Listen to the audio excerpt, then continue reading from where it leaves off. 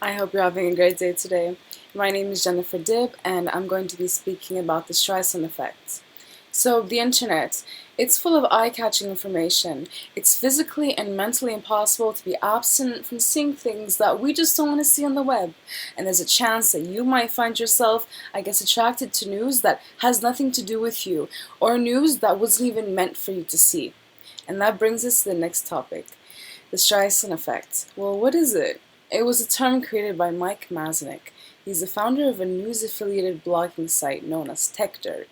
Masnick describes the Streisand effect to be the simple act of trying to repress something that someone might not like, and that is more likely to make it so that something most people would never ever see is now seen by many more people. And this term was originally coined in 2005 when Streisand's photos of her home in Malibu had been included on an environmental activist website.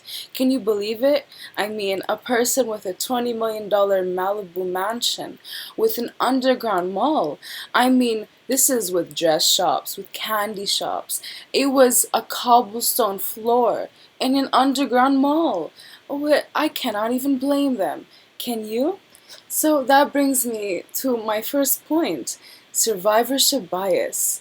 Many people rely on survivorship bias to make it so that the Streisand effect is so unique and plausible. Survivorship bias is when concentration is focused on a significant compound of people who have achieved something in their life that is something that curates them to be popular than others. And these people don't even need to be famous to initiate the Streisand effect, but they do need a strategy in order for the effect to take over and gain familiarity. So, to restate, with the effects of survivorship bias, Barbara was able to take the website's owners to court and create a controversy to remove it from the page. And being who she is, her title is what had got her to trip into the celebrity gossip talk. My next point. Well, it's that Streisand's effect makes it so that the material is filtered through the media through luck. See, I mean chance, if you will, right? Because it's easier to digest for online followers on a daily basis. We saw this in the 2013 Super Bowl performance.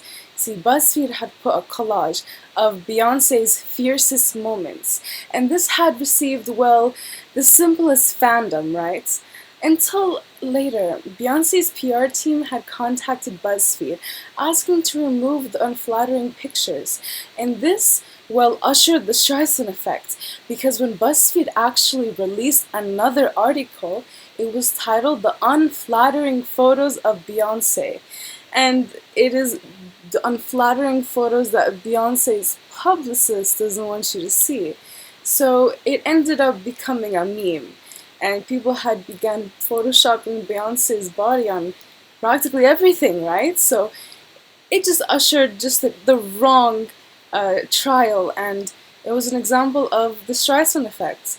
It was also an example of how the Streisand effect takes place. See, when a tweet or something happens online, people usually post something after, like advocating for fundraising or charity, because they got the attention of, I don't know, like posters and people scrolling their phones like you and me, right?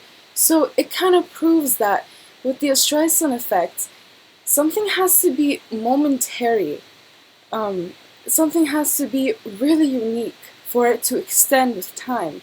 Because if it doesn't, it just kind of fade away. Nothing is forever with the Streisand effect. It's more of a momentary distraction. And this brings me to my final point, reversing the Streisand effect. Well, how? See, there's bigger and always better tea out there in the picture. There's always going to be more blogs, there's always going to be more streams, more trends, more discrete topics and news, and the media cannot keep their attention on everything all at once. I mean, this example is seen in high schools all over the country. It was not long ago that some of us witnessed a book being banned from our school library, but not just that, the whole school district. And some of us probably gasped, like we could not even believe this is news. But then with time, we forgot about it.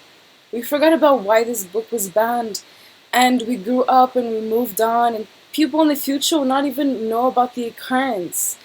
See, the Streisand effect in this case proved that in order for something to grow, it must be easy to remember, swift to communicate, and easy to just stream on another channel.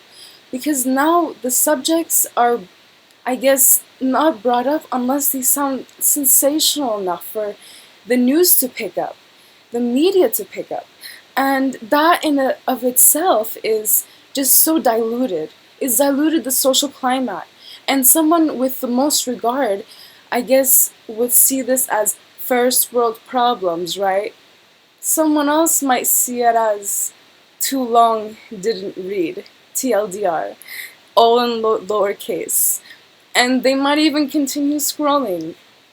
So that's my speech about the Streisand effect. Thank you so much, and you have an amazing day.